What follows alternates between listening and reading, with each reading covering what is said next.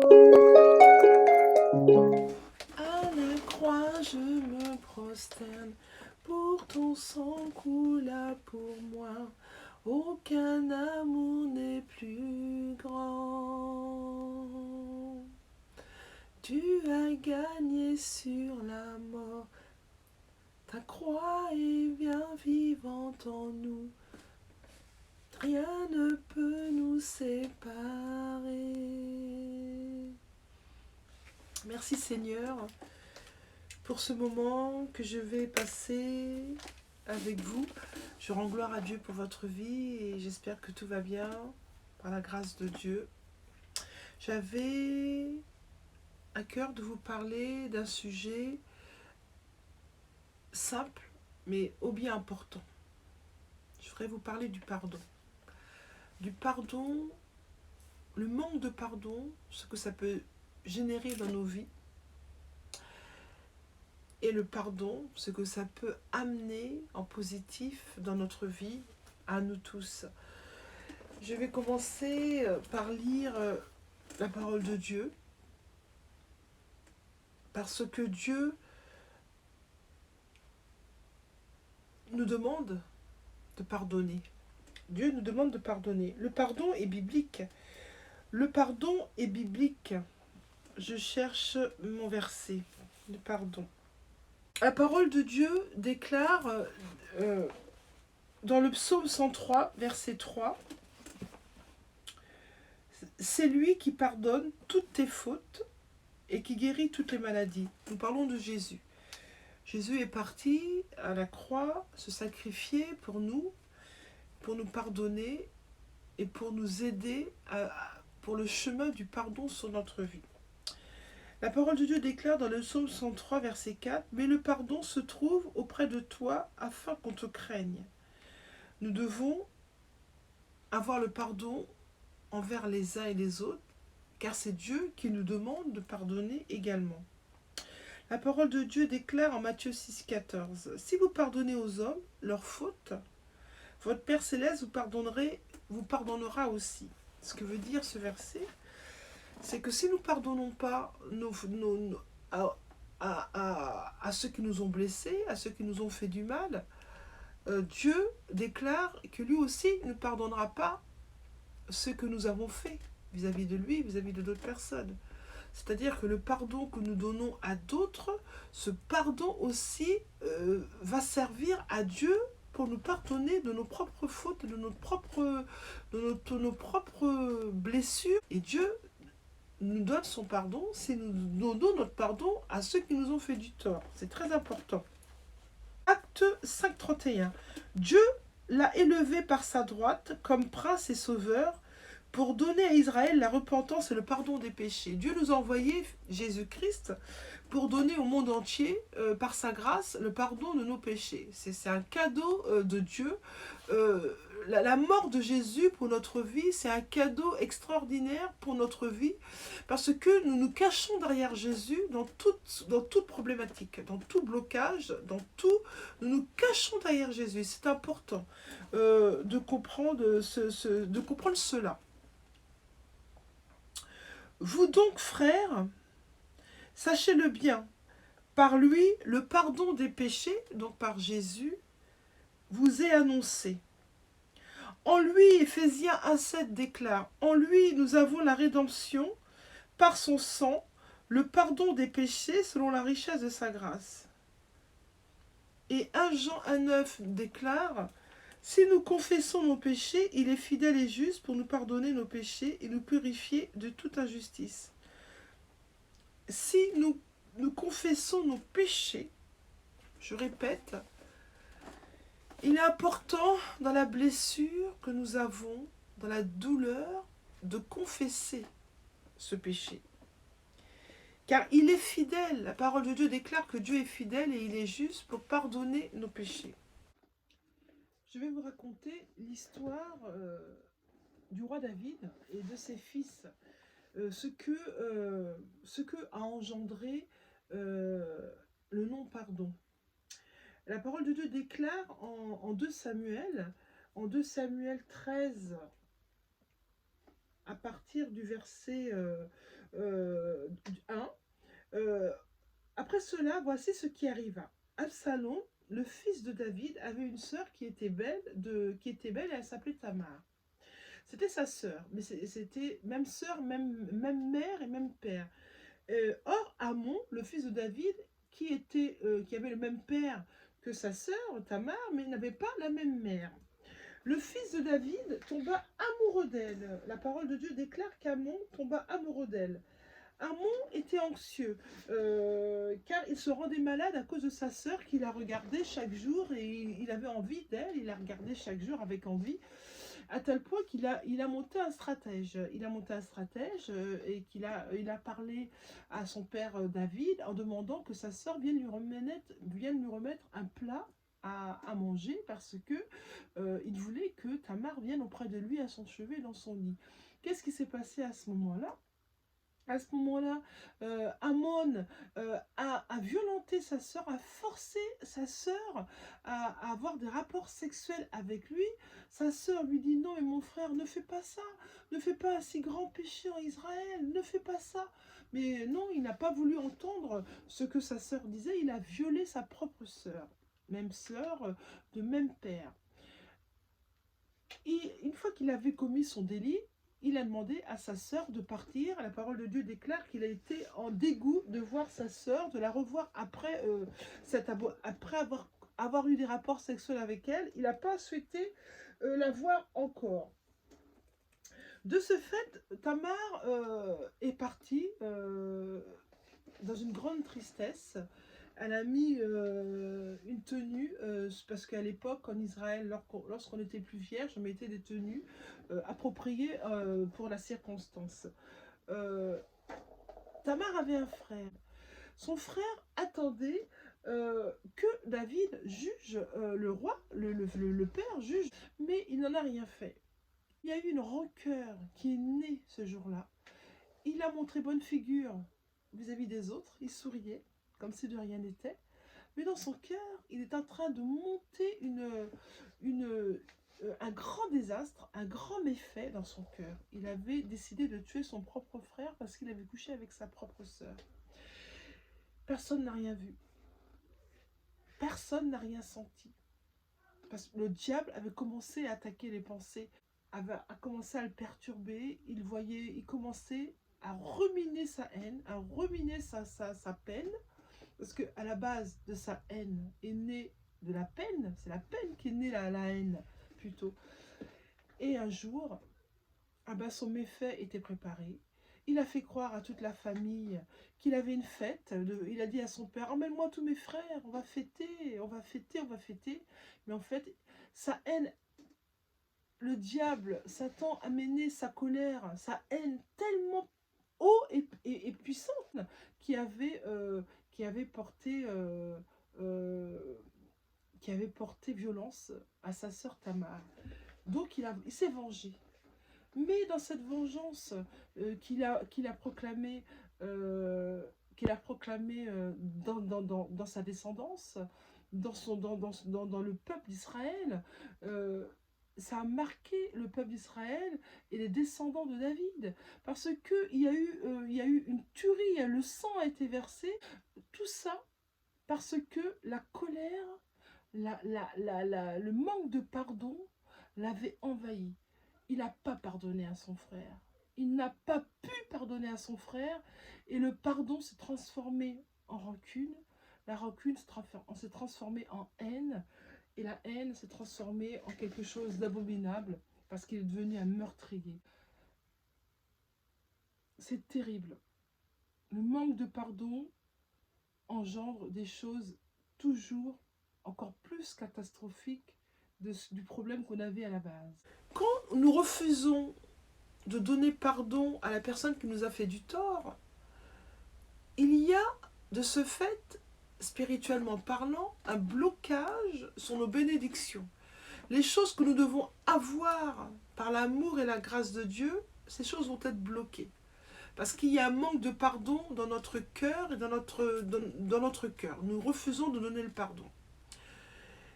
Le pardon libère notre vie pour aller dans une bénédiction certaine de Dieu. Parce que c'est la parole de Dieu qui le déclare.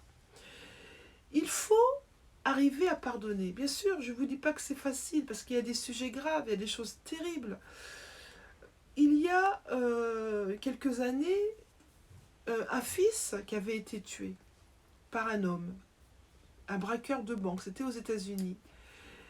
Et son fils était mort. Cette femme qui a perdu son fils a eu beaucoup de douleur, était dans la peine, a beaucoup pleuré. Elle était chrétienne, elle croyait en Dieu et elle savait la puissance du pardon, ce que ça représentait pour sa propre vie, pour sa libération de son oppression de douleur. Parce que c'est une oppression de douleur. Et tout ce qui est oppression est satanique et maléfique. Le diable profite de votre douleur pour s'insérer dans votre cœur, dans vos pensées, dans votre mal-être, pour bloquer et pour vous rendre aigri, vous rendre méchante, vous rendre mauvaise. Et c'est par beaucoup de personnes, c'est par des douleurs de leur cœur qui deviennent méchants. Et la méchanceté engendre des pensées maléfiques, des pensées de sorcellerie. Et beaucoup de personnes qui vont rendre le mal pour le mal deviennent sorciers ou sorcières malgré elles, malgré eux-mêmes. Parce que c'est la douleur qui a engendré cette problématique. Et le diable profite de cette douleur. Cette femme est partie. Quand cet homme est parti être jugé, il a été jugé pour faire de la prison à perpétuité. Et elle est venue à la sortie du tribunal. Elle est venue vers cet homme. Les caméras, tout le monde était braqué sur elle. Elle s'est approchée du meurtrier de son fils. Il avait tué son fils. Elle lui a dit, je te pardonne. Va en paix. Tu as mon pardon. Tu as tué mon fils. Je te pardonne. Le monsieur l'a regardé. Il n'a même pas compris ce qui venait de se passer. Il n'a pas compris. Et elle est partie, cette femme. On n'a plus entendu parler d'elle. Mais elle a fait quelque chose. Elle a fait un acte de foi. Et en faisant ça, elle s'est sauvée elle-même. Non seulement son fils était mort, mais si elle avait gardé une rancune dans son cœur, sa vie aurait été bloquée. Elle aurait été meurtrie, elle aurait eu des blocages encore plus grands que la mort de son fils. Et surtout, le plus important, c'est une porte d'entrée à des démons dans notre vie. Des démons de méchanceté, des démons de contrôle, des démons de manipulation. Il y a une autre histoire qui m'avait aussi touchée. C'était un père, cette fois-ci, pareil, son fils avait été tué par un meurtrier qui avait fait de la prison. Et le temps de venir de ce meurtrier de sortir, parce qu'il avait fait quelques années, il devait sortir. Le papa avait perdu son fils. Vous savez ce qu'il a fait, le papa? Et ça, ce qu'il a fait, ça n'est pas donné à tout le monde de faire ce qu'il a fait, mais je tiens que vous le sachiez. Il est parti à la rencontre du meurtrier de son fils. Il a été le voir. Il lui a demandé, est-ce que tu sais où dormir? Est-ce que tu as un travail? Est-ce que tu as quelque chose pour te relever de cette prison? Et le fils, cette personne-là ne savait pas que c'était le père du meurtre de la personne qu'il avait tué. Il a dit, ben non. Alors le père, il dit, je peux venir t'aider. Tu peux venir chez moi, je peux t'héberger, il n'y a aucun problème. La personne a dit oui. Le meurtrier a dit oui. Il a été chez le papa. Il a vécu là. Le papa s'en est occupé, comme si c'était son propre fils. Un jour, il tombe sur la photo du fils de cet homme. Et là, il a compris. Il a compris. Et le père lui parle. Il lui a dit, je n'ai pas fait ça pour me venger. Je voulais que tu reçoives mon pardon. Parce que pendant toutes ces années que tu étais en prison, mon cœur était bloqué, j'étais meurtrie, j'avais une douleur insoutenable. Et je savais que pour enlever cette douleur de mon cœur et pour que je puisse vivre, il fallait que je te pardonne. J'étais te voir pour te dire que je te pardonne et que j'ai accepté de t'aider. Cet homme, le meurtrier, a tellement été touché par ce qu'avait fait le père, il est resté avec cet homme jusqu'à sa vieillesse. Et en quelque sorte, il a pris la place de son propre fils. Et en vieillissant, le meurtrier a pris soin du père, qui n'était pas son père, Et figurez-vous même que ce monsieur qui a perdu, excusez-moi, ce monsieur qui a perdu son fils, il avait tout légué au meurtrier de son fils. Et son fils s'est occupé du père, comme si c'était son propre père. Il lui a donné de l'amour, de l'affection. Ça veut dire simplement, figurez-vous, que les gens qui font du mal le font parce que déjà eux-mêmes, ils ont beaucoup souffert. Vous savez, on ne devient pas meurtrier ou méchant du jour au lendemain. Il y a un traçage, il y a, il y a un vécu, il y a eu des blocages. On ne devient pas méchant. Personne ne naît méchant. Personne. Personne ne naît meurtrier, personne ne naît violeur, personne ne naît avec des prédispositions meurtrières et maléfiques. C'est les êtres humains qui engendrent ce genre d'attitude et qui font que quelqu'un est mal dans sa peau. Il y a une autre histoire, et ça c'est un film, c'est une histoire vraie, et je vous encourage à voir ce film.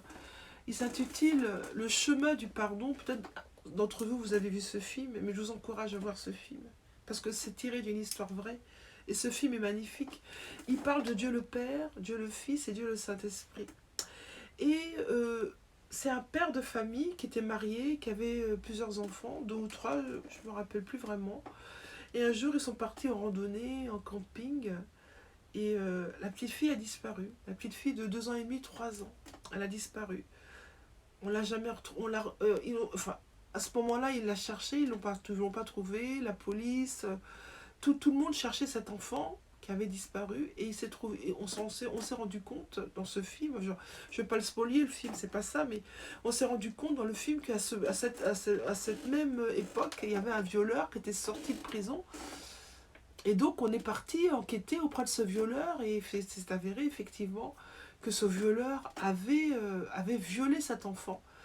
Alors il avait non seulement il avait violé, il avait admis qu'il avait violé cette petite fille et qu'il l'avait tuée. Il l'avait tuée, il l'avait violée et il l'avait tuée. Ça a détruit la famille. Vous savez, le père, surtout le père a eu beaucoup de mal à accepter le viol et le meurtre de sa fille. Et il est devenu taciturne. Il s'est enfermé sur lui-même, dans sa tristesse. La famille a été éclatée. Il vivait, c'était l'ombre de lui-même. Mais Dieu a décidé de visiter cette famille. Je vous encourage à voir ce film, il est magnifique. Dieu a visité cette famille d'une manière incroyable. Il a fait faire des rêves, des songes à cet homme qui voyait des choses qui allaient de plus en plus loin, Et au final, je ne vais pas vous raconter le film parce que je vous encourage à le voir. À la fin, le monsieur ne voulait pas pardonner. Et le Saint-Esprit dit à cet homme, mais il faut que tu pardonnes. Si tu ne pardonnes pas, tu ne pourras plus être heureux. Tu vas détruire ta femme, ta fille qui reste une autre fille. Il faut que tu pardonnes. Il y a eu toute une histoire, tout un avancement psychologique, tout un travail qu'a fait Dieu dans la vie de cet homme. Car c'est Dieu qui fait ce travail. Si vous m'écoutez, vous avez perdu un être cher par un viol, par des douleurs, par des blessures, c'est Dieu qui fait le travail. Vous savez, c'est pas l'homme. Vous pouvez aller voir un psy, vous pouvez aller dans un hôpital psychiatrique, vous faire aider. Mais vous savez, il n'y a que Dieu qui peut vous libérer de ce poids et de cette douleur. Et à la fin, Dieu arrive à transformer son système de pensée. Et Dieu lui montre, il endort, et Dieu lui montre sa fille. Il a demandé pardon, mais ça a mis du temps, ça a mis tout le film à ce qu'il accepte de demander pardon. Et à la fin, il a compris qu'il fallait qu'il demande pardon. Il a demandé pardon, et à la fin, Dieu lui montre sa fille dans le spirituel, dans le paradis. Et il voit sa fille. Sa fille vient le voir. Papa, papa, je suis là. Je suis heureuse, papa. Je suis heureuse. Sa fille, elle jouait, et puis regarde sa fille qui souriait, qui était heureuse dans les champs de fleurs, avec les anges gardiens, avec Dieu.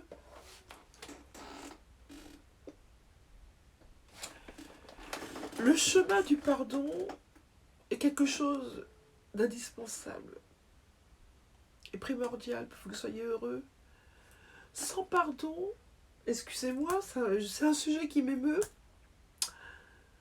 Sans pardon, rien n'est possible. Sans pardon, la bénédiction de Dieu ne peut pas vous toucher. Sans pardon, vous allez dans une vie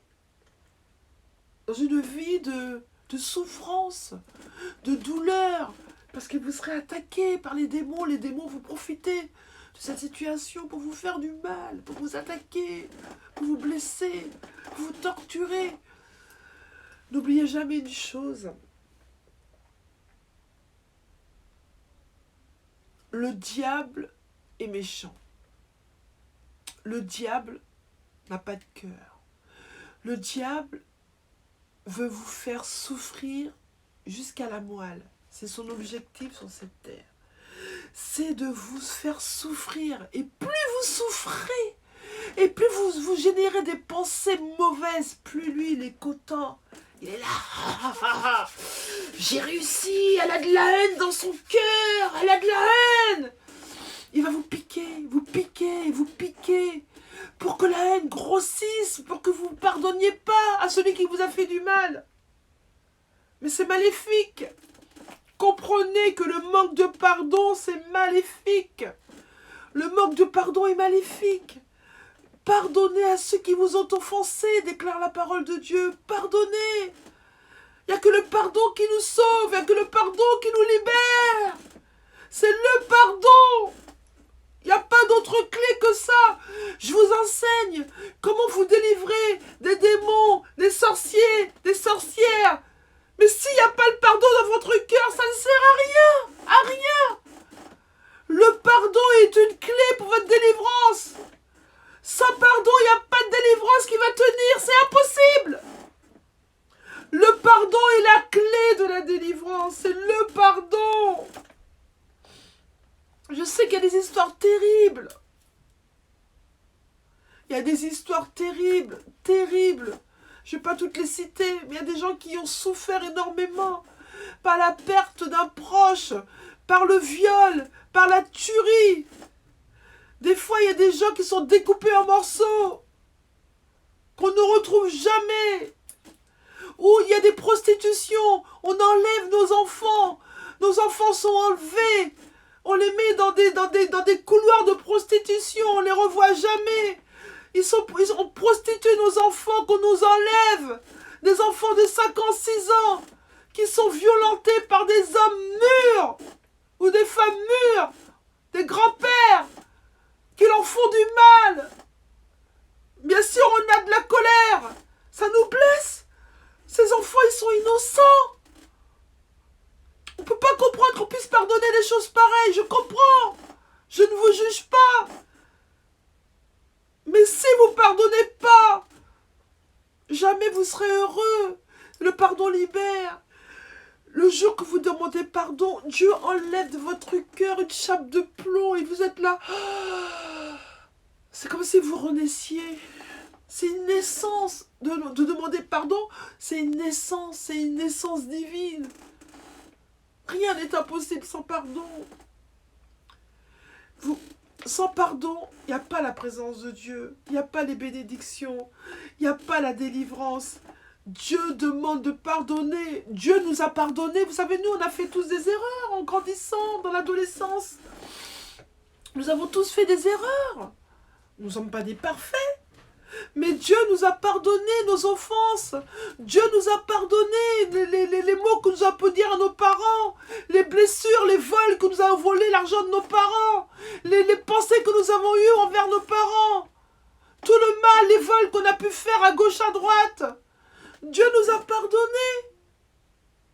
Peut-être même qu'il y a des violeurs qui vont m'entendre. Mais Dieu vous a pardonné. Alors nous devons pardonner aux autres.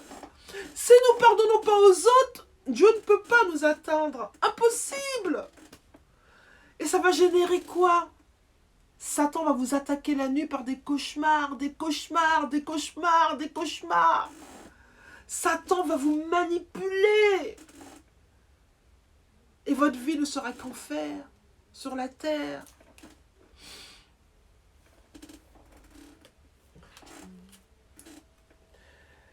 Je prie que cette vidéo puisse vous faire comprendre l'importance du pardon. Si nous confessons nos péchés, Dieu le Père dit, il est fidèle et juste pour nous pardonner nos péchés et nous purifier de toute injustice. C'est Dieu qui nous purifie de toute injustice. C'est Dieu. C'est Dieu qui nous purifie de toute injustice. Sans injustice, rien n'est possible. Je prie, Seigneur, dans le nom de Jésus, que vous compreniez, que vous puissiez avoir votre restauration. C'est une restauration divine que vous devez recevoir. Et seul Dieu fait cette restauration. Dieu fait cette restauration sur votre vie à la personne qui se répand. Pour que cette restauration puisse être effective, vous devez vous repentir et demander pardon de ne pas avoir pardonné. Psaume 51, 1. La parole de Dieu déclare, « Ô Dieu, fais-moi grâce selon ta bienveillance, selon ta grande compassion, efface mes crimes. Lave-moi complètement de ma faute et purifie-moi de mon péché. Car je reconnais mes crimes et mon péché est constamment devant moi. J'ai péché contre toi seul, et j'ai fait le mal à tes yeux, en sorte que tu seras juste dans ta sentence, sans reproche dans ton jugement. » Je prie, Seigneur, dans le nom de Jésus, que toutes les personnes qui vont m'entendre, où il y a un manque de pardon dans leur cœur, soient libérées dans le nom de Jésus. J'envoie la paix divine dans votre cœur, dans votre meurtrissure, dans vos douleurs. Que la parole de Dieu vous restaure. Que le sang de Jésus coule sur tout ce qui vous fait mal dans votre corps. Que le sang de Jésus vous aide à pardonner à celui qui vous a fait du mal. Que le sang de Jésus vous aide à marcher dans la plénitude et dans l'amour de Dieu. Que le sang de Jésus libère toutes les pensées nocives, toutes les pensées de vengeance, toutes les pensées de blocage, toutes les pensées de sorcellerie. Tu m'as fait du mal, je veux te rendre du mal. Tu m'as fait ci, je veux te rendre. Que la parole de Dieu vous apaise. Que Dieu vous bénisse. Je neutralise tout esprit de colère, tout esprit qui vous a fait du mal. Je neutralise et je libère vos pensées captives. Je les rends captives en Christ. Je libère vos pensées de destruction de votre vie. Je libère votre famille. J'envoie la paix divine sur votre vie. J'envoie l'amour de Dieu, car Dieu nous aime. Dieu veut vous aider. Dieu veut vous restaurer. Dieu est là. Il est là.